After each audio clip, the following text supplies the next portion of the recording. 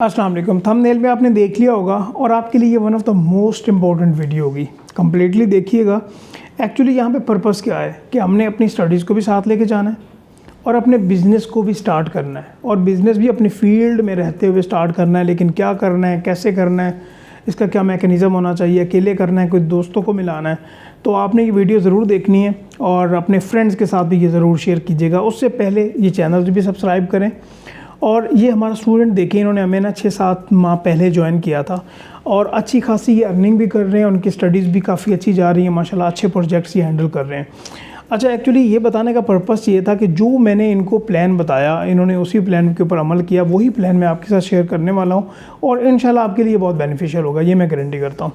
Actually हमने करना क्या है कि अपनी फील्ड में रहते हुए, यही हमारी जो बिज़नेस फील्ड है, इसी में रहते हुए, चाहे कोई भी है बिज़नेस, चाहे CA, ACC, ICM में, इवन ग्रेजुएशन भी है, तो इसमें रहते हुए हमने काम करना है। लेकिन क्या काम करना है, अकेले करना है, कोई दोस्तों को मिलाना है, तो पहले ये सुन लीजिए कि हमने करना तो ऑनलाइन काम है, ठीक है।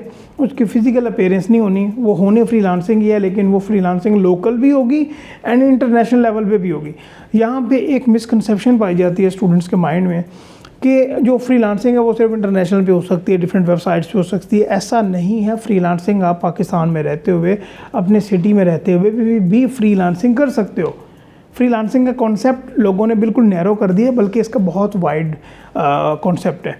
ये तो पता चल गया कि हमने फ्रीलांसिंग करनी है। अभी करना क्या है, आपको पता है कि हमारी जो बिज़नेस फील्ड है, यहाँ पे हम एजुकेशन ले रहे हैं, बाद में हमने ऑर्डर फर्म में या किसी ऑर्गेनाइजेशन में जाना है, वहाँ पे वर्क एक्सपीरियंस गेन करना है, और फिर हमने जॉब करनी है या अपना बिज़नेस जो भी करना है, कंसल्टेंसी फर्म बनानी है। लेकिन अभी हम यहाँ पे पर्टिकुलरली ये बात कर रहे हैं कि आप अगर अर्ली स्टेजेस पे हैं अपनी स्टडीज़ की, तो आप किस तरह से ऐसा बिज़नेस मॉडल प्रिपेयर करें कि आपको बेनिफिट हो, और ये भी पॉसिबल है कि इतना अच्छा वो बिज़नेस आप चला सको कि बाद में वो आपका परमानेंट बिज़नेस बन जाए। समझिएगा, एक्चुअली मैं बताना कि क्या वाला हूँ, एक माइक्रो एजेंसी या कंसल्टेंसी फर्म की बात कर रहा हूँ, जो कि अपनी सर्विसेज फ्यूचरिस्टिक अप्रोच को ज़हन में रखते हुए फुली ऑनलाइन लेके चल रही है। और उसमें वो है, कोई बंदा है, आप हो, कोई आपका कोई एक आध और फ्रेंड है, और किस तरह से आपने काम करना है। जो आपने थ्योरेटिकल नॉलेज गेन कर लिया, उसकी आपने प्रैक्टिकल एप्लीकेशन करनी है, और इंडिविजुअल्स को, छोटे ऑर्गेनाइजेशंस को, पार्टनरशिप को, कंपनीज़ को आपने अपनी सर्विसेज प्रोवाइड करनी है। यहाँ पे क्वेश्चन आपका अभी से ये होगा कि चलो ठीक है जी, हम सर्विसेज प्रोवाइड किस तरह से करेंगे, हमारे पास तो क्लाइंट नहीं आएंगे, या लोकली या इंटरनेशनली, ये एक बिल्कुल सेपरेट है। लेकिन पर्टिकुलरली कोर टॉपिक यहाँ पे स्किल है, स्किल डेवलप हो जाएगी तो वो बहुत आसान है स्किल को सेल करना, क्योंकि वो एक अलहदा से स्किल है, उसके ऊपर हम बात नहीं कर रहे। अब स्किल्स की हम पर्टिकुलरली बात कर लेते हैं। देखें, या जो मैं आपको पहले एक ऑप्शन बताने वाला हूँ, उसमें मिनिमम 2 या अगर आप 3 फ्रेंड होंगे तो आपके लिए बहुत बेनिफिट होगा, और आप इसको बहुत अच्छे तरीके से स्टार्ट कर सकते हो बिल्कुल इनिशियल लेवल पे। किस तरह से कर सकते हो, मैं आपको 2-3 चीज़ें बता देता हूँ। थ्योरेटिकल नॉलेज आपके पास आ गया। अभी आपने क्या करना है, या आप अपनी स्टडीज़ को भी साथ लेके चल रहे हो, तो नंबर 1 एक्सेल। इतना इम्पोर्टेंट ये टूल है। आप किसी ऑर्गेनाइजेशन में चले जाओ, किसी ऑडिट फर्म में चले जाओ, कोई भी अकाउंटिंग का सॉफ्टवेयर यूज़ हो रहा है, चाहे ERP, ओरेकल, SAP, क्विकबुक्स, व्हाटएवर, ज़ेरो, वेव, कुछ भी हो रहा है, लेकिन वहाँ पे एक्सेल के बगैर गुजारा नहीं है। बैक एंड पे वर्किंग सारी एक्सेल पे हो रही होती है, एनालिसिस हो रहा होता है, स्प्रेडशीट्स पे काम हो रहा होता है। ये आपको ये ज़रूर आना चाहिए। दूसरे नंबर पे फाइनेंशियल स्टेटमेंट्स। आपको ये पता हो कि स्प्रेडशीट्स पे अगर मुझे काम आ गया है तो मैंने फाइनेंशियल स्टेटमेंट्स को किस तरह से बनाना है। यहाँ पे ऐसे कितने लोग काम कर रहे हैं जिनकी इंटरनेशनल फर्म्स हैं, लाहौर में, कराची में मैं लोगों को जानता हूँ जो सिर्फ सर्विसेज ही यही प्रोवाइड कर रहे हैं, लेकिन आउटसाइड कंट्री के लिए UK बेस्ड फर्म्स यहाँ पे बनी हुई हैं। सिर्फ उन्होंने कंपनीज़ को फाइनेंशियल स्टेटमेंट्स बना के देनी है और उनकी बुक कीपिंग करनी है, ठीक है। ये दूसरी मैंने सर्विस आपको बता दी। फाइनेंशियल स्टेटमेंट्स आपने करना है। तीसरे नंबर पे फाइनेंशियल मॉडलिंग एंड वैल्यूएशन। अगर उस कंपनी ने मेजर डिसीजन करना है, कोई भी इन्वेस्टमेंट के रेलिवेंट, वैल्यूएशन के रेलिवेंट, न्यू कोई एक लाइन स्टार्ट करनी है, कोई किसी एसेट को बेचना है फॉर एग्जांपल, तो उसके लिए उसको एक पूरा मॉडल रिक्वायर्ड होता है, तो वो भी स्प्रेडशीट्स पे बनता है। FMVA, financial modelling and valuation analyst आप इसे कहते हो। तो ये तीसरे नंबर पे चीज़ आ गई, ये आपने करनी है। एंड चौथे नंबर पे QuickBooks online to start. ये काफ़ी सिंपल सॉफ्टवेयर है, आप इसको 1 वीक या 10 दिन में इजीली कवर कर सकते हो।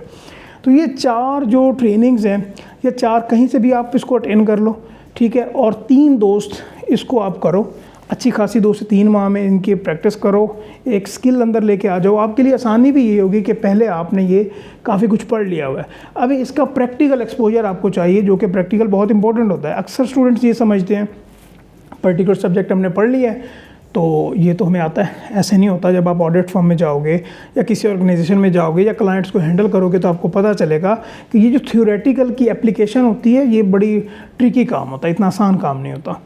अच्छा, ये तो हो गया एक पार्ट। अभी मैं दूसरे पार्ट की बात करता हूँ, जो कि थोड़ी सी एक बड़ी कंपनी बनती है या थोड़ी सी बड़ी ऑर्गेनाइजेशन आप कह लें कि माइक्रो ऑर्गेनाइजेशन, जब माइक्रो एजेंसी बनती है वो किस तरह से कि उसमें 4 से 5 लोग होंगे, 4 से 5 लोग होंगे और उसमें 4 स्किल ये तो होंगी, बट साथ लोकल क्लाइंट्स के लिए income tax, sales tax, corporate compliances, ये 3 सर्विसेज भी आपने प्रोवाइड करनी है। और इन 3 सर्विसेज को प्रोवाइड करने के लिए आपके पास स्किल का होना ज़रूरी है और इसके लिए भी आपने ट्रेनिंग लेनी है। अभी इनकी सेग्रीगेशन किस तरह से करनी है कि किस बंदे को कौन सा काम करना चाहिए, किस बंदे को कौन सा काम करना चाहिए। अगर आपको यहाँ पे एडवाइस चाहिए, आप एडवाइस किसी से ले लें, हमसे ले लें, खुद प्लान कर लें कि भाई ये स्किल मैं रख लेता हूँ, ये मैं रख लेता हूँ, ये मैं कर लेता हूँ। और इस तरह से आप अपनी डिवीज़न बना के सर्विसेज प्रोवाइड करना स्टार्ट कर सकते हैं। नाउ हम एक इम्पोर्टेंट बात कर लेते हैं कि हमें ये स्किल हमने 2-2.5 माह में जनरेट कर ली, जो कि अर्निंग के लिए बहुत बेहतरीन है और आगे अगर कहीं पे अप्लाई भी करना है तो बहुत इनकी वैल्यू है।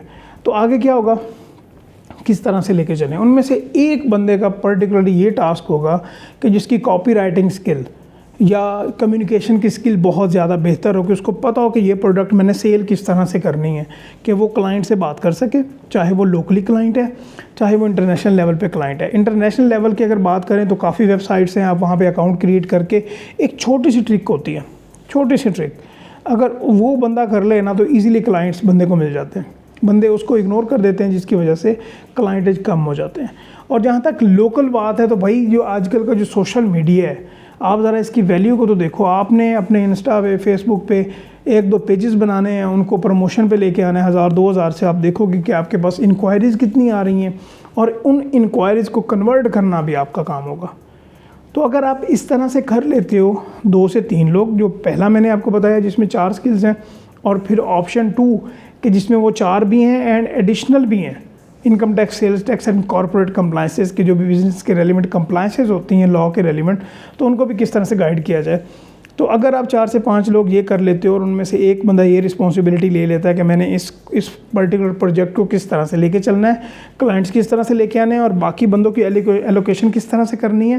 पहले तो आपने स्टडी स्केड्यूल बनाना है ना कि भाई आपने 4 से 5 घंटे सेल्फ स्टडी करनी है, चाहे आपके यहाँ 3 सब्जेक्ट, चाहे आपके 4 सब्जेक्ट, और उसके साथ साथ आपने इस काम को भी लेके चलना है। उसकी रीज़न सुनिएगा मैं ये क्यों कह रहा हूँ, क्योंकि जब आपने फर्म में जाना है तो वहाँ पे भी आपने सब्जेक्ट्स पढ़ने हैं, आपने क्लासेस भी लेनी है, आपने पढ़ाई भी करनी है।